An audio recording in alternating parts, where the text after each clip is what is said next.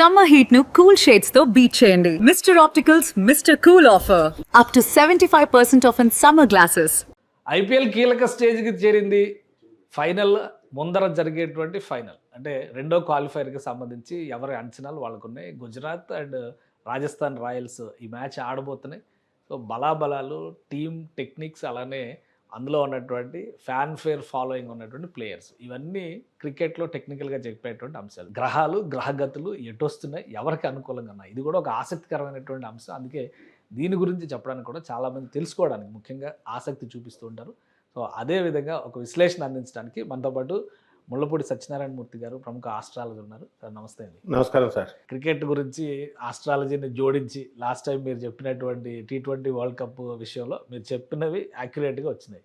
So ఇక్కడ ఏంటంటే ఇది ఫైనల్ కాకపోయినా కానీ ఫైనల్లా చూడాల్సిన పరిస్థితి వస్తుంది. ఎందుకంటే ఒకవైపు స్ట్రాంగ్ టీం గుజరాత్ ఉంది, ఇంకోవైపు రాజస్థాన్ రాయల్స్ అనే టీం ఉంది. కానీ రాజస్థాన్ రాయల్స్ కంటే కూడా వైభవ్ సూర్యవంశీని ఎక్కువ చూస్తున్నారు. Vaibhav Suryavanshi versus Kohli final match జరగాలి అని చాలా అంచనాలు ఉన్నాయి. సో అసలు ఏంటి ఈ ఆటపరంగా బలాబలాలు ఇవన్నీ పక్కన పెడితే ఈ రెండు టీంల గ్రహగతులు, స్థితిగతులు ఏంటి? మనకి ఈ క్రీడలకి అధిపతి అయినటువంటి కుజుడు మేషరాశిలో స్వక్షేత్రంలో ఉన్నాడు.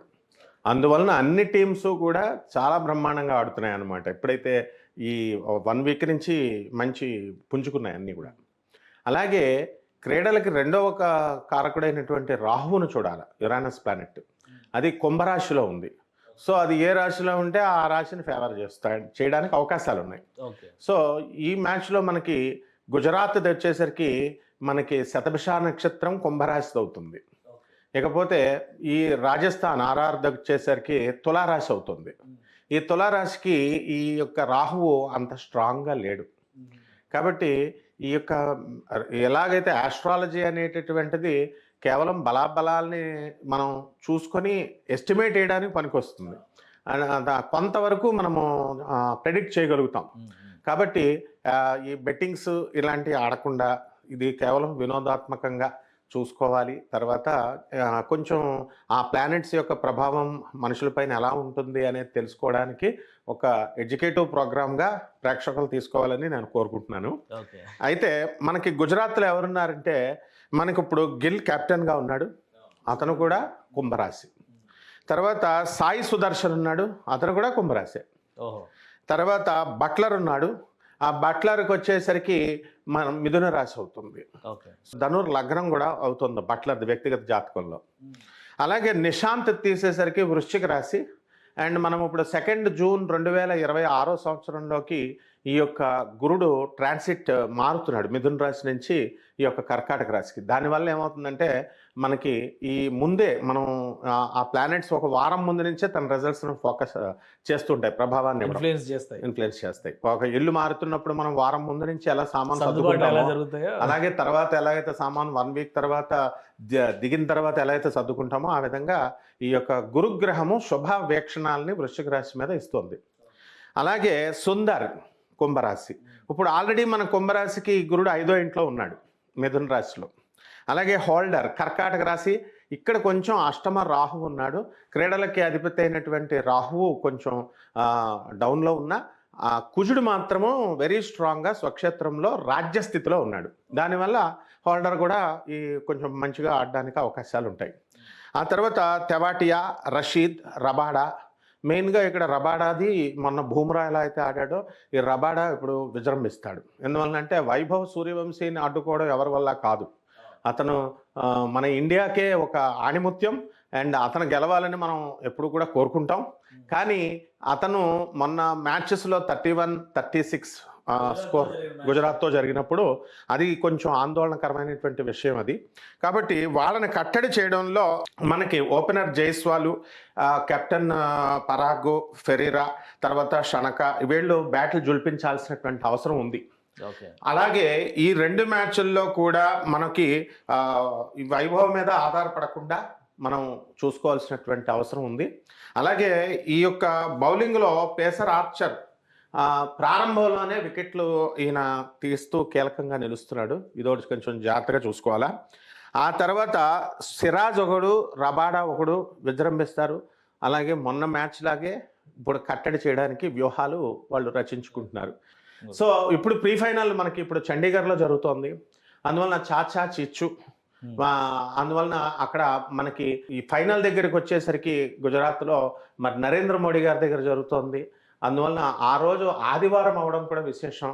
అన్నీ కూడా అనుకూలిస్తున్నాయి మనకి ఈ ఆర్సీబీ గెలవడానికి. సో ఆ విధంగా కొన్ని అంచనాలు ఉంటాయి అన్నమాట.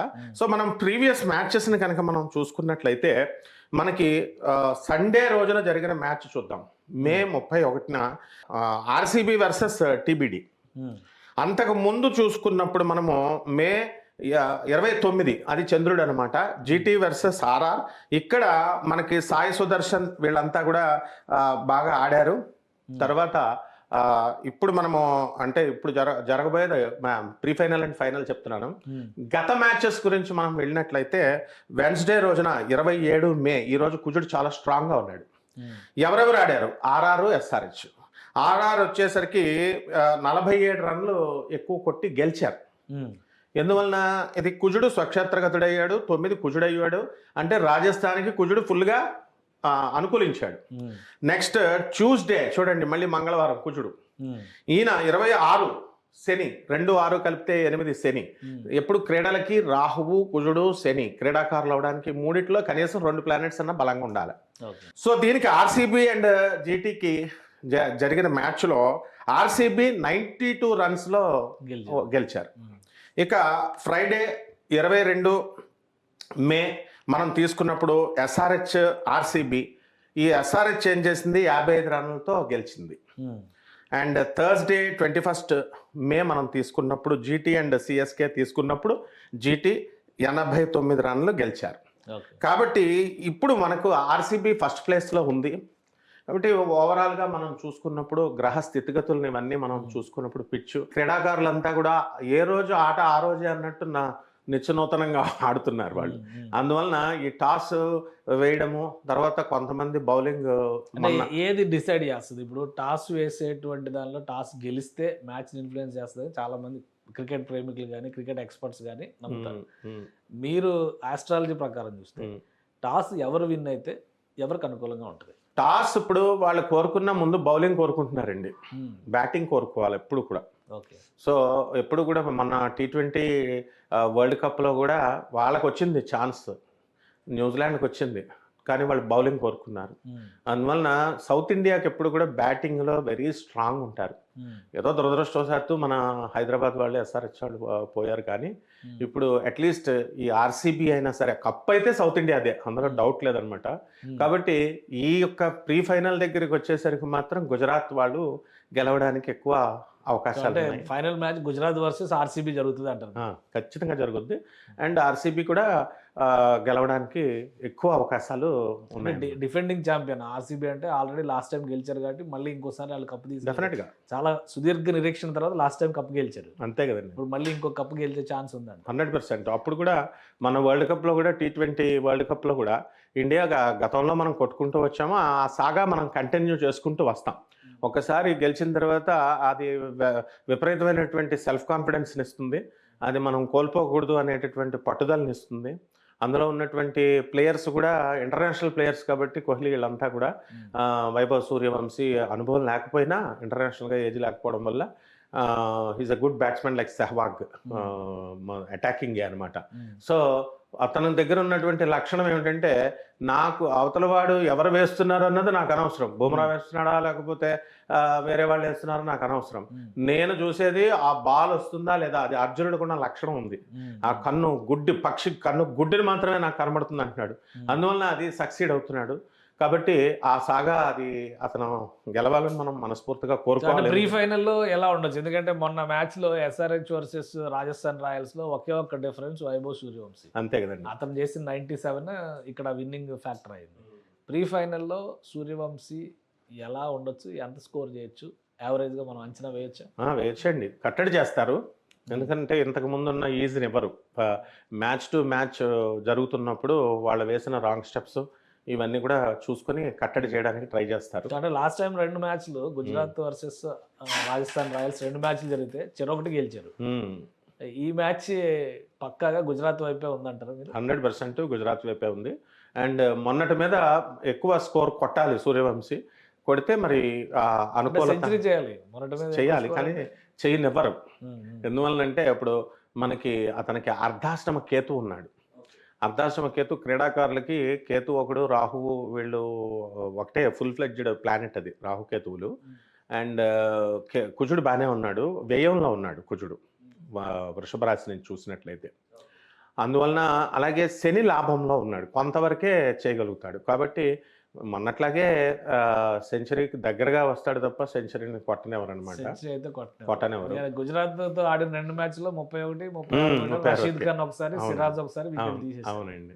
సో మళ్ళీ వాళ్ళ నుంచే డెఫినెట్గా వాళ్ళే కట్టడి చేస్తారు.